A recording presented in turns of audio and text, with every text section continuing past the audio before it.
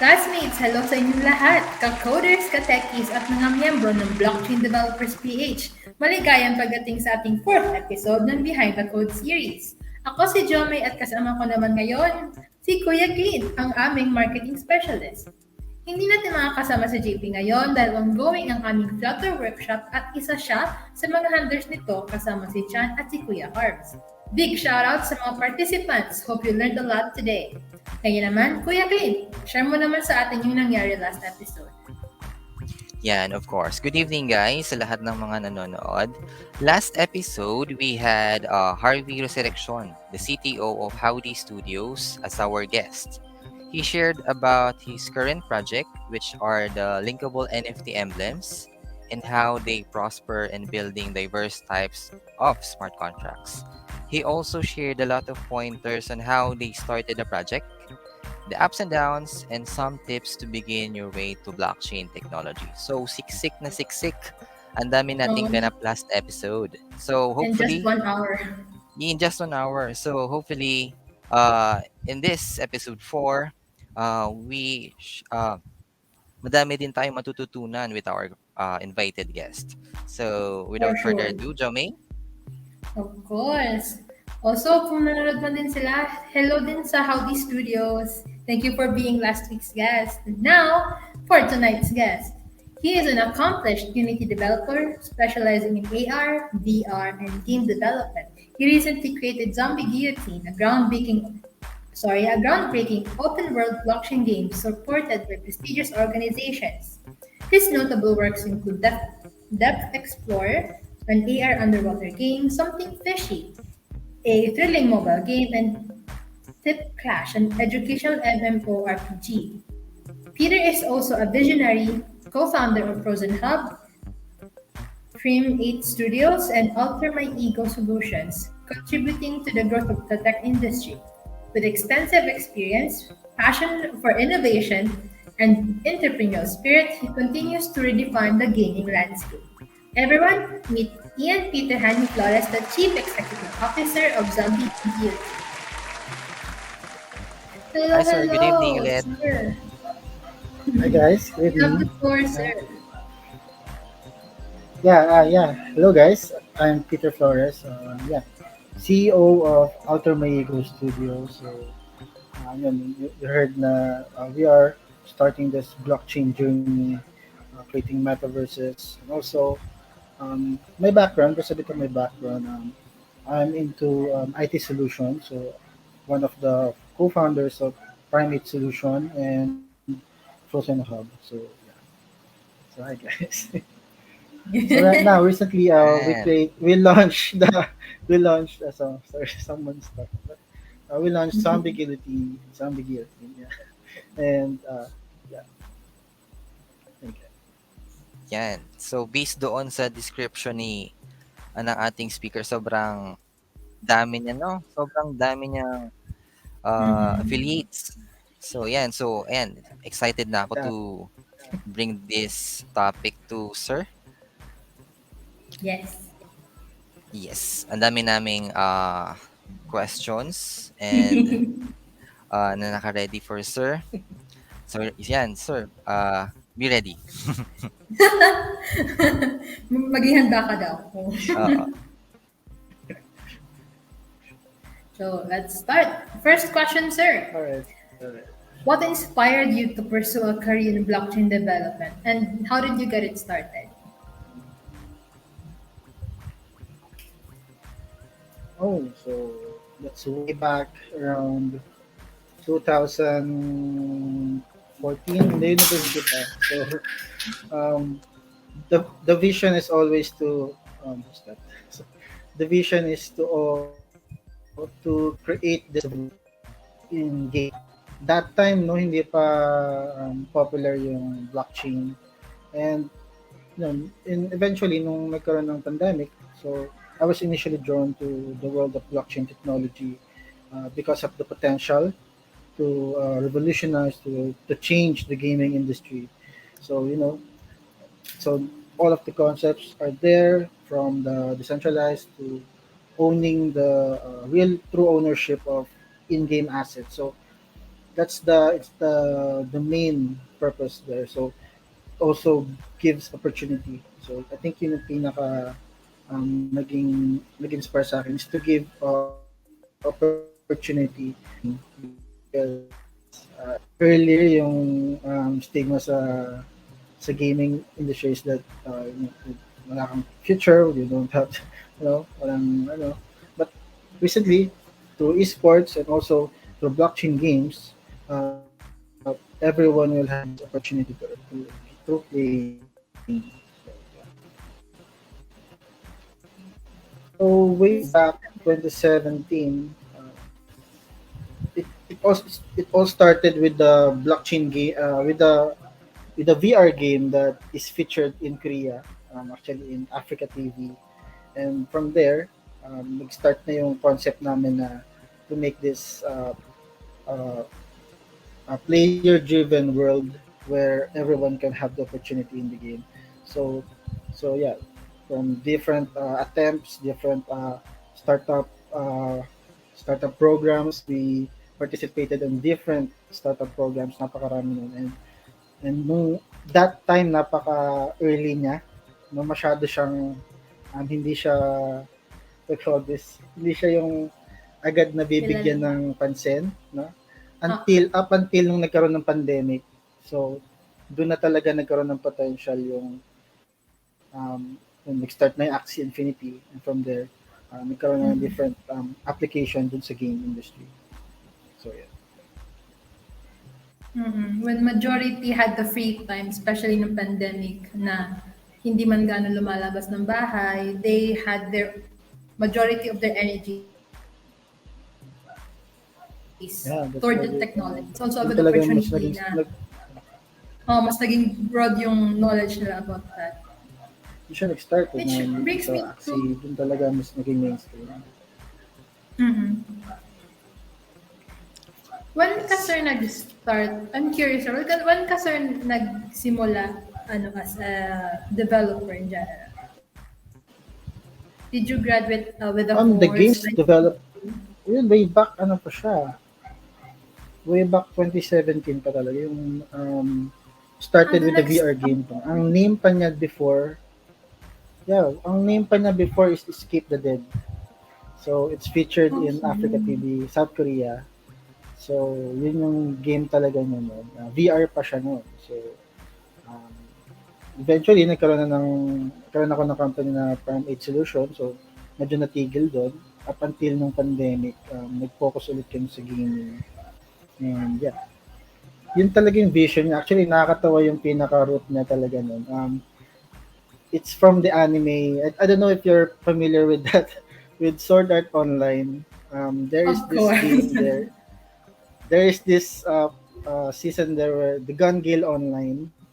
And Gun Gale Online, yung currency doon, na nagagawa nilang real money. So, parang Mm. ganun.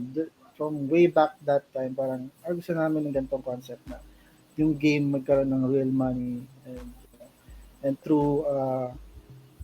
and not just yung parang you'll just participate in there. Mas gusto namin na maging skill based siya, mas maging fair gameplay, yung talagang tatrabahuhin mo na maglalaro ka. Mga ganun. Have that extra effort. medyo Since medyo hardcore yung 2017, medyo hardcore kasi yung mm, parang gusto namin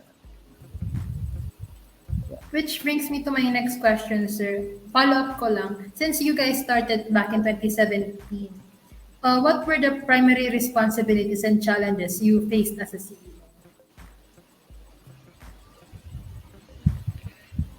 Okay.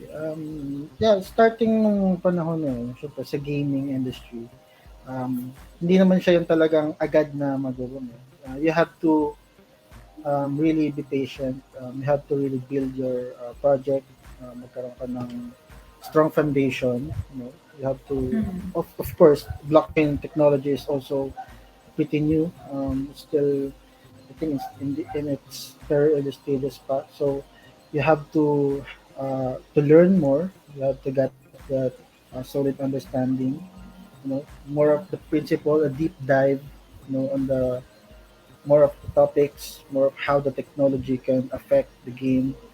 So, yeah, yung pinaka naging challenge is yung transition from the game, from the standard traditional game to the blockchain.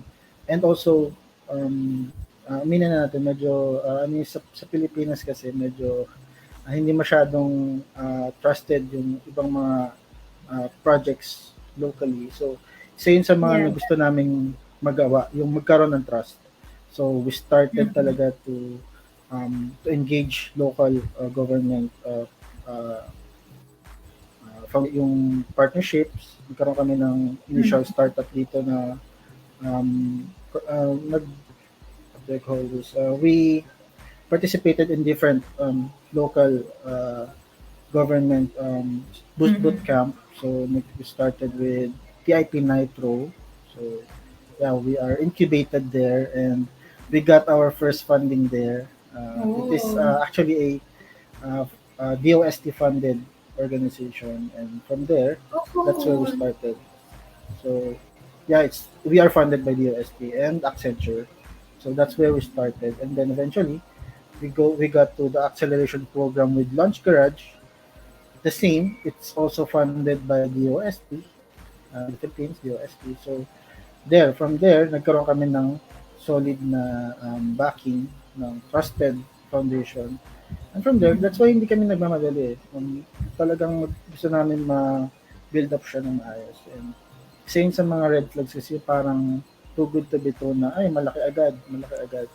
So Ah. isa yun sa mga ay gusto namin iwasan. Gusto namin magkaroon siya ng it's just really a game na kakaroon ka ng opportunity eventually. So yun yung gusto lang namin na maging honest gameplay. So, yeah. So the Mhm. challenge there is to the identity and also yung transition to blockchain. Mhm. Since startup talaga, you really have to make yourself known pa eh. Because if you won't market yourself, then hindi ka talaga makikilala. Yun yung one of the struggles. Eh. I agree with you on that. And since Yeah, we're and talking about the hindi lang start, yung basta din sa ano, yeah. And hindi go lang din siya ahead. basta dun sorry.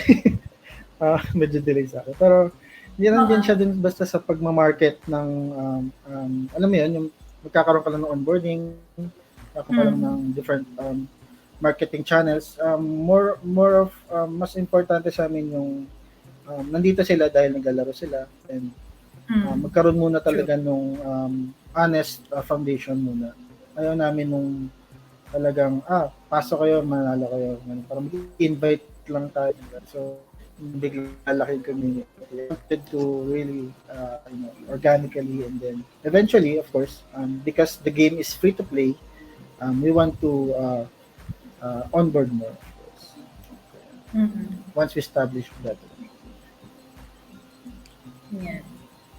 Thank you so much for sharing that, sir. And Yeah. since we're talking about your startup, di ba, Kuya Kiming, what's your next question, Kuya Kim? Yes, Sir Peter. Since napag-usapan naman lang natin yung responsibilities and challenges ng projects nyo, can you share with us a brief overview of your blockchain project or startup and the problem it aims to solve? Okay. So yeah, we started Alter My Ego Studios.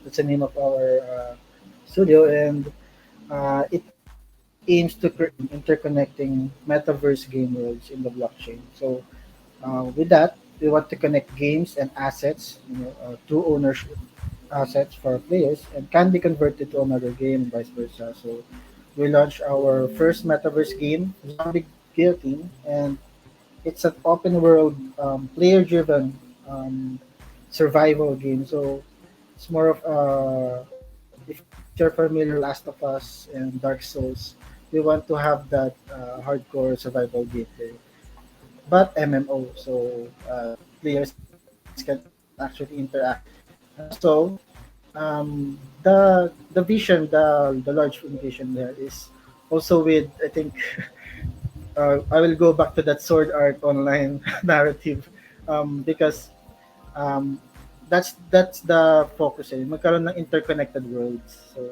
parang ganun. So sa sword art online, so different VR worlds connected. You can transfer your assets to there and then can convert it to the different game world. So karoon ng different game worlds in the metaverse. So, that's our project. And more of a yung pinaka-focus niya. So, and also, resolves yung full control over its. I think yun yung pinaka-upside ng pagiging blockchain project niya, blockchain game niya. So, owners can have their full control in their assets. They can trade it to have this real player-driven community in the game. And also, nagkaroon lang ng opportunity. And this is a fair opportunity where hindi porket nauna ka. So this is skill-based.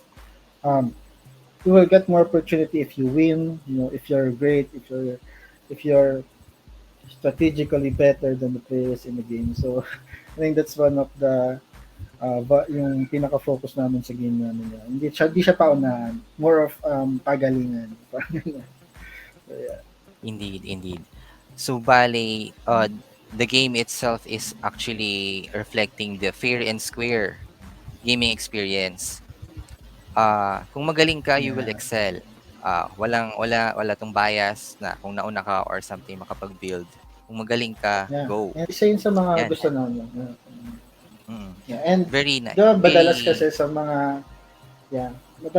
mga NFT projects, yung pagka nagkaroon ka ng rare na item, you Yes, already yes. have this unfair advantage against everyone, right?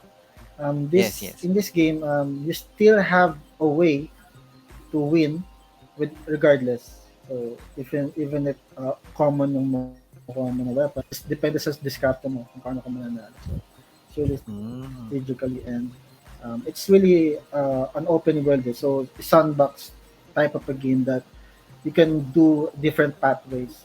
So even if you're scared to approach zombies, you can be a farmer instead. So different things that you can do in the game. So madaming features ang Zombie Guillotine and others and other projects ng ni Sir Peter. So follow-up question lang, sir. How can you dwell in, kasi nasabi mo kanina traditional gaming versus the digital gaming sa blockchain. So for now, paano nyo siya in transition na ma-market? Yun, as a marketing specialist, syempre. Mhm. Curious kami. Yeah, yun. Una, syempre, nag-start lang kami talaga to get muna yung foundation muna talaga. Yung magkaroon muna kami ng magandang backing. Yun. So, Mm. nagkaroon kami ng DOST funding, nagkaroon kami ng legitimate talaga na local support. Another thing is nagkaroon pa kami ng Quezon City support as well sa government, sa local. So, isa yun sa mga naging foundation talaga. Magkaroon kami ng honest na backing, and then eventually we will start yung building up yung sa marketing part, and also pinaka talagang focus namin is sa experience. Sa gaming kasi before pa naman talaga sa blockchain, isa yun sa mga nagre-retain ng players, the experience. So despite the marketing kasi market lang ng market, depende pa rin talaga sa experience nila kung mag-stay sila. And isa yun sa mga naging um, interesting part dito sa Zombie Guillotine kasi it's a hardcore game na hindi siya basta simpleng mananalo ka.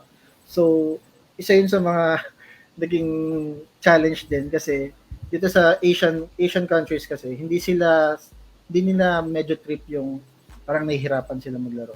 So, more of ang naging clients namin, yung mga players namin is US, more of the North America, Europe,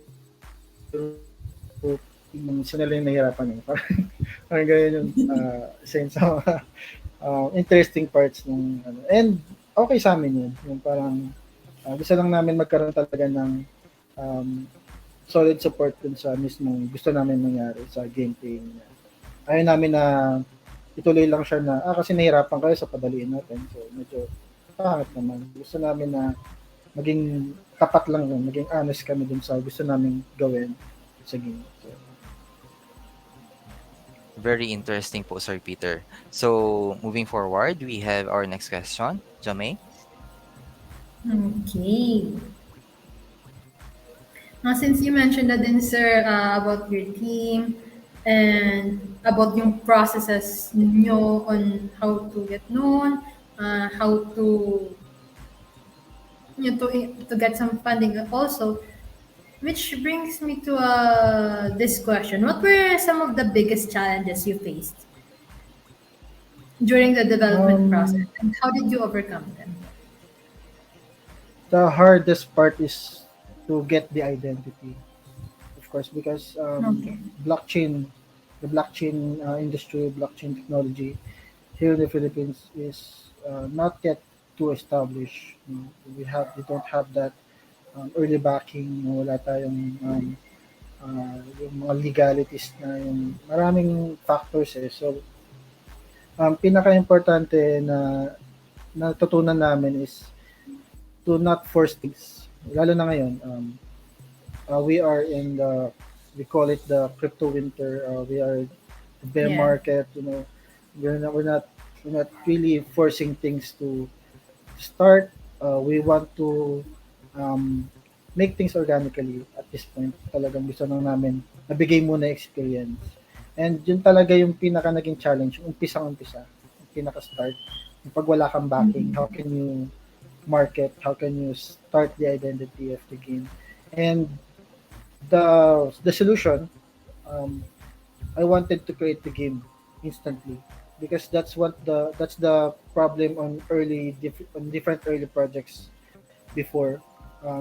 They started this and market first without the game. So right, diba?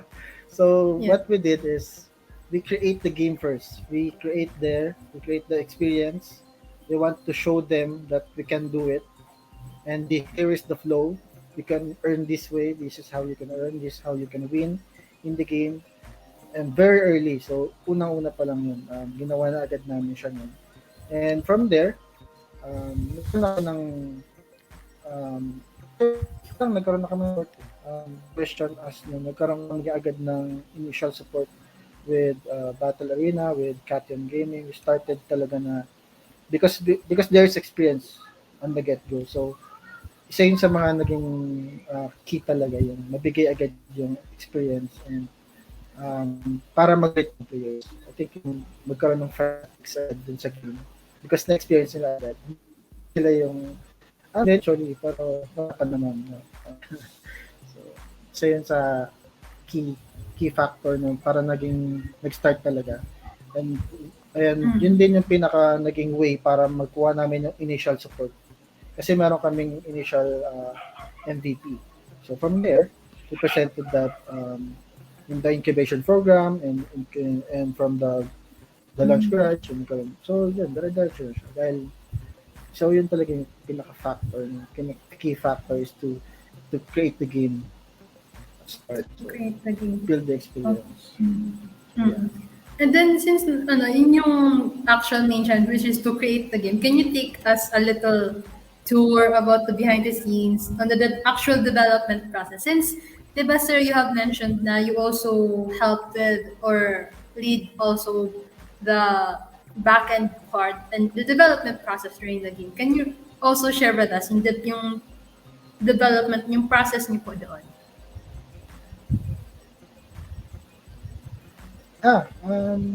Of course, we take courses first in the blockchain before we really transition in gaming. Sa traditional gaming kasi wala na kaming problema. Ah. Excuse me. So, meron na kaming experience sa game. Personally, ako, 10 plus years na ako sa Unity development talaga, sa game development. And we started talaga with the VR. So, VR and AR. So, traditional part, hindi na kami masyado nahirapan. Pero yung transition to blockchain, yun yung naging start pa lang, yung pinaka naging challenge. So, first, we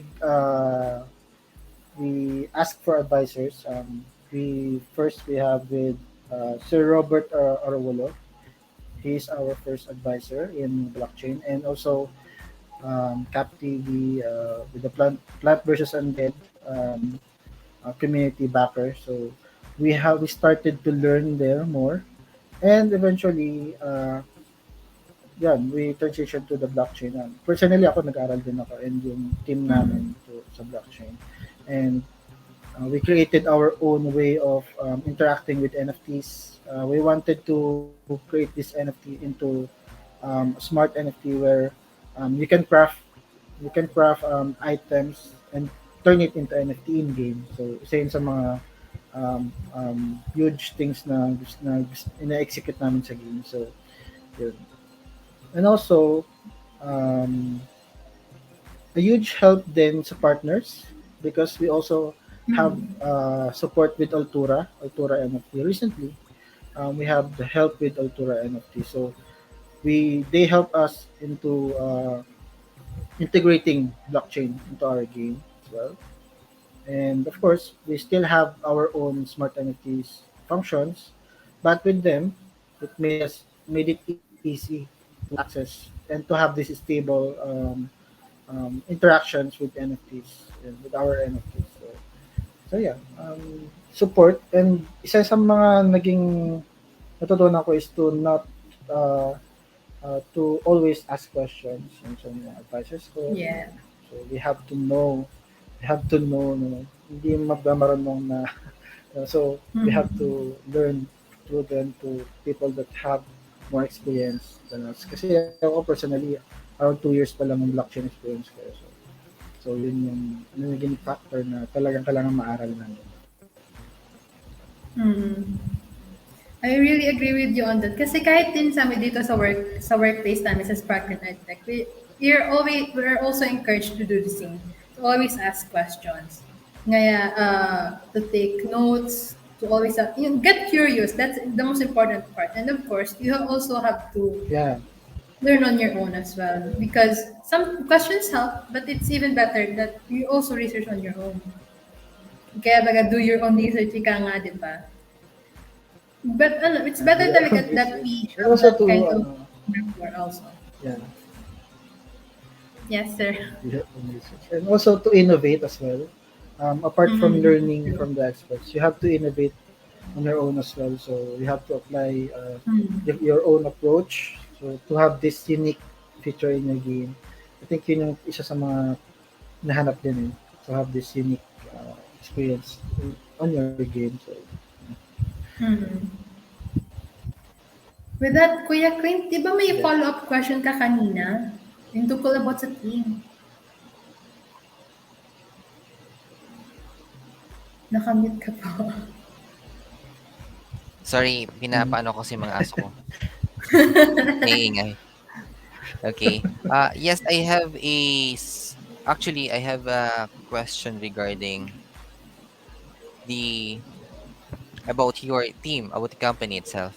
How do you approach fostering or positive company culture and ensuring employee engagement and satisfaction?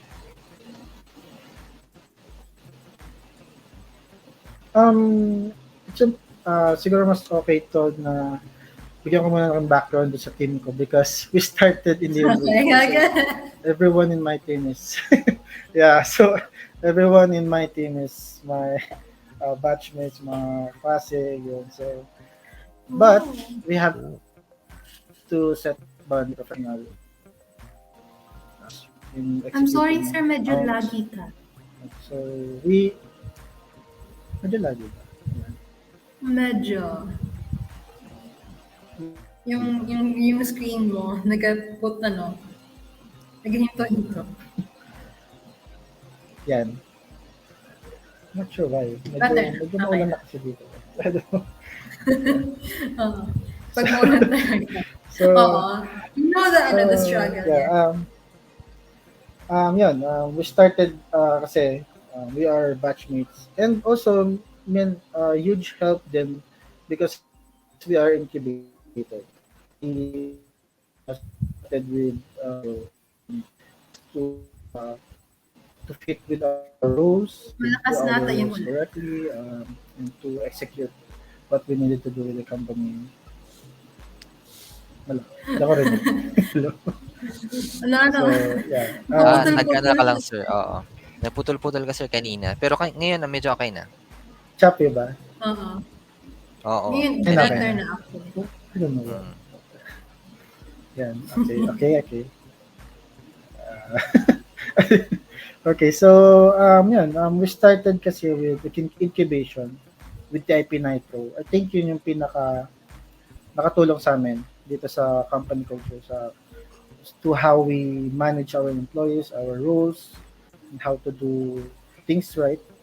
Because, through incubation talaga, dahil we know kung paano namin i-handle yung role, and kung paano namin magiging efficient in terms of executing yung aming mga deliverables in terms of on how to create the MVP, and how to market, how to connect with different partners. So, yeah.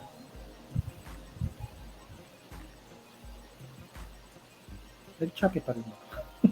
Nasagot naman better ba na po. Kuya Kurt yung tanong mo? Yes, Nasagot sir. ba? Oo.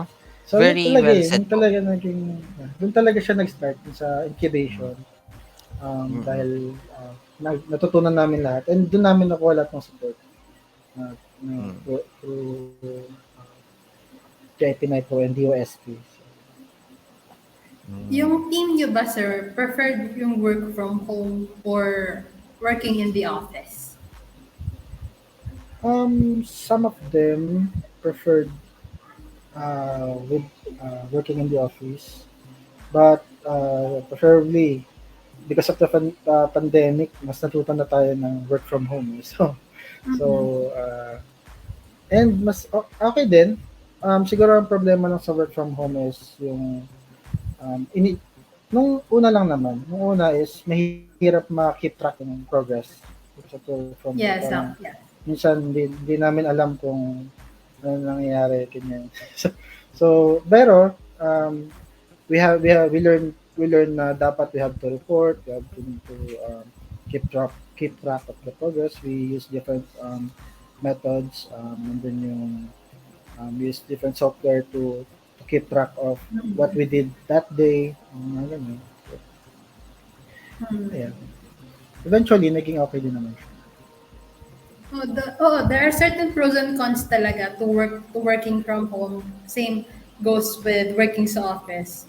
And work from home, it's convenient for you kasi yung minsan yung communication barrier, yun yung yung cons doon. Tapos dito naman sa work from the office, especially for commuters, it can be it can be quite tiring, honestly. Pero Yeah. it can really help build rapport with the entire team. They have pros and cons also. And with that, we have Um, another... Sige, may sabihin ka pa, sir. siguro kasi, yun nga, iba't ibang sa amin. Sa work from home setup kasi, yung mga co-founders ko naman yung nag-work from home. So, yung sa CTO, yung mga co-founders ko na developer din. From that, dahil co-founders ko sila, alam nila yung role talaga nila na gagawin nila. Pero yung we onboarded different developers, we prefer na nandun sila sa office para makita namin yung nangyari. And yun nga, ma-build din yung rapport, uh, yung team chemistry din. Kasi kailangan maganda yung execution din in terms of programming, sa design. So, pros That's and true. cons. I agree. And since we're talking about the team, how does your team, sir, keep up with the rapid pace of technological advancements and ensure na yung team nyo also keeps up to date? It's constant learning. That's what we learn as well in our program. Computer engineers, we always find new ways, learn new ways. You have to, especially in blockchain, you have to keep up to date. You always have to know the news. You have to learn. You have to know WhatsApp, that's why naging important din yung sa Twitter, yung sa different connections din, partnerships. And also, um, in the blockchain space, important yung magkaroon ka ng mga kakilala, partners, magkaroon ka ng different, channels of magkakaroon ka ng connection. They will help you to know yung instantly kung ano yung mga nangyayari, mga bago nangyayari, and how you can adapt. Kasi you have to adapt. Yung maraming uh, currently, like what we did, we have to adapt to the bear market.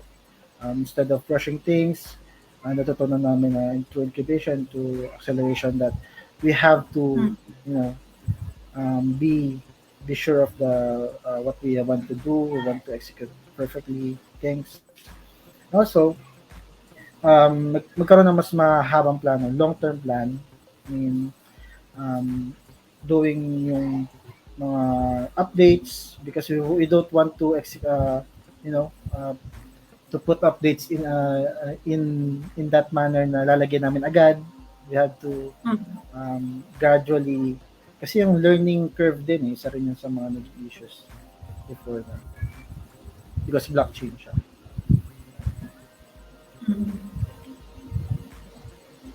Can you give me an example, sir, kung paano kayo nag-advance, especially during the bear market? Can you give us a scenario on how your team had to adapt? Medyo naging ano Ako na dun yung lagi. Wala Okay. Ako na dun yung Okay. Can you give us a picture, sir, or an example on how your team adapted to the bear market? Since I mentioned you earlier. Yeah, sige. Um, on our updates, event yung before, we have the testnet event. So, in that event, players will play for free and then compete and then win. And then from there, we will start the seed round, everything. But since bear market, you know, hindi namin execute agad yung ibang, nagkaroon kami ng different plan para mas magkaroon ng maayos na, mas masulit ng mga early adopters yung kanilang yung pagpasok nila dun sa game. So, nagkaroon kami ng different execution from the testnet to the mainnet until we come up with the free to play. It's not really free to play before. And right now, the meta, because of different free to play games now, we have to be free to play as well. So nandun yung adoption sa nag-adapt kami in terms of the model on how we can distribute rewards, on how players can different ako naman different approach dun sa model ng game. So yeah, different. Putol lang. Thank you so much for sharing that, sir. Kuya Clint, you have your next question. Nakamute ka ba? Or ako lang? Yes, nakamit ako. Okay. Sir, well, this question is quite relevant today because alam naman natin we are currently on the economic slowdown and lahat naman tayo struggling uh, to uh, to prosper. Ngayon, for you as one of the pioneers in blockchain technology here in the Philippines, what are the promising potential use cases of blockchain technology in the Philippines, and how do you see it shaping the future of the country's economy and development? Oh, okay. Specifically sa Philippines, napakarami kasing use cases talaga ng blockchain, di ba? Yes, I So agree. that's from decentralized, they call this through ownership. So, we can start with the transparency siguro in terms of sa governance sa Pilipinas. Yeah. No? Blockchain kasi, it offers transparency, right? So from there, maybe we can apply that in our government transactions. Maybe there's some potential projects that you can do there, and also maybe you can also implement blockchain in voting, maybe as well. Right? It's like you are hitting two stones there. You are going with the transparency and also nandun na rin security. So, you, know, you will be reducing fraud. Some just some of the projects that we can apply that into the current situation in the Philippines as well as remittances, right? Because napaka ano yung um, parang nag-iisip na ako ng project mo. But remittances, I think mahal kasi yung exchange rate, mga ganyan, mga transaction costs. With blockchain, pwedeng ma-reduce yun. So, that's just a few projects na pwedeng potentially ng blockchain. For me, same sa mga naisip ko dati. Na intellectual rights. I'm I If agree to we you, use sir. blockchain right, no, pag nagamit siya ng tama, mas marami talagang in innovating, here in the country. Yes. Yes. Natumbok Tama ni ba? sir yung natumbok mo sir yung actually yung pinaka I think use cases niya dapat dito sa Philippines kasi uh, nasabi mo yung about transparency in our Philippine government. Yeah. Uh, Di ba? Quiet. yes, on my Quiet. opinion, that's the I think that should be the priority ng Philippine government, the Yeah. transparency. So, hindi nila ako True. magbibigay ng situation kasi baka maban tayo. Anyway, Yeah. anyway, for the Wait next lang. question po, uh, for the next question, ito, last na. Mm-mm. For our last Okay. question, uh, what advice would you give to aspiring blockchain developers like you, of course, or entrepreneurs who want to pursue a similar path?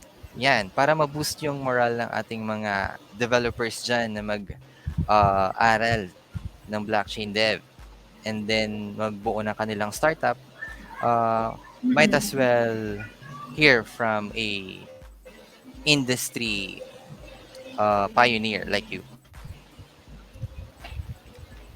Advice, you have to learn, and just start small. I think yun yung pinaka magandang ano dun. If you don't have the experience, you have to learn and start small. Build, get this foundation, build up, acquire. You have to Lagi si sir. attend, you have to Mukhang learn, may you part have pa. to ask questions. Lagi ba? Lagi naman. Yes, sir. Earlier. So, okay. All right. So, and I think one of the pinaka magandang advice is to find a use case. Yung try to solve something. Try to solve something in the real world, maybe. Real world problems. Isa yun sa pinaka talagang pag meron kasi sinosolve yung project mo, madali na siyang, alam mo yun, meron siyang market. Meron siyang patutunguhan, meron siyang purpose. So, you will not get wrong from there. So, aside from the games talaga, kami nagpo-focusing kami sa different blockchain projects din. Also in AI, isa pa yun. So, mga advancement talaga. And so, learn. That's really the, the, the way that we have to learn more. And collaborate research, and huwag ka matakot na to start something because if you don't start something talaga, wala mangyayari. So you have to start something. Mm. Very Learn well said, forward sir. siya. Mm. Yes, sir. So, nag-take note ako ng lahat ng mga advice ni sir para dyan sa ating mga devs na nakikinig. Ang sabi niya, number one, start small. I cannot be agree with that. Next, build foundation, upskill, ask questions. Very important, ask questions. True. Try to solve something. Okay, parang kadikit na 'to ng upskilling, eh. Try to Uh-uh. solve something and then learn more. And then finally, don't be afraid to start something. Have some risk, parang gano'n. Hmm. So 'yan. So Tama, thank you sir. very much, Sir Peter. Yeah. Um, Thank you, Jamey, guys. is I hope there, na natutunan is there naman. anything that you could offer ano? Yeah, yeah. Okay, we will now give the floor to you, sir, for any announcements you have as we wrap up our Behind the Code episode 4.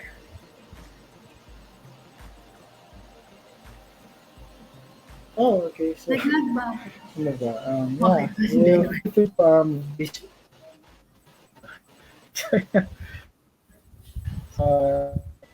visit our website, altermyego.online. We are now currently on the way to have our new update in our game. So, bigger map. We will be adding more servers. Although right now we are focusing talaga sa US, medyo US talaga siya, North America. And also we still have the Southeast Asia server. So yeah, it will be great because we will be enabling the free-to-play access. So it will be fun. And check out our upcoming game as well. It will be very different game, underwater game. Will be underwater survival game. Will be really it's a cool, really cool new open world game. So yeah, thank you guys. Sounds exciting po. Sounds exciting. Oo. Abangan natin 'yan. So, ayun, Thank you. uh, Yeah. we have Sir Peter to share his um, awesome experiences as a developer. Uh, Jamey, you may take the floor. Yeah, as we wrap this up, once again, thank you so much for being here with us, classmates. Don't forget to invite your friends and your programming guys and gals to Blockchain Developers PH for more sessions with experienced developers here in the field. If you want to feature a developer you look up to, let us know and we'll make it happen. Follow SparkLearn EdTech on our social media platforms, Facebook, Twitter, LinkedIn, and YouTube under the same username, SparkLearn ET. That is at SparkLearn ET. Visit our website to get to know us more, lrn.ac, or in complete form, sparklearn-edtech.com. Once again, thank you so much, and we'll see you in the next one. Bye, classmates. Bye. Thank you so much, Sir Peter. Thank you, Sir Bye-bye. Peter.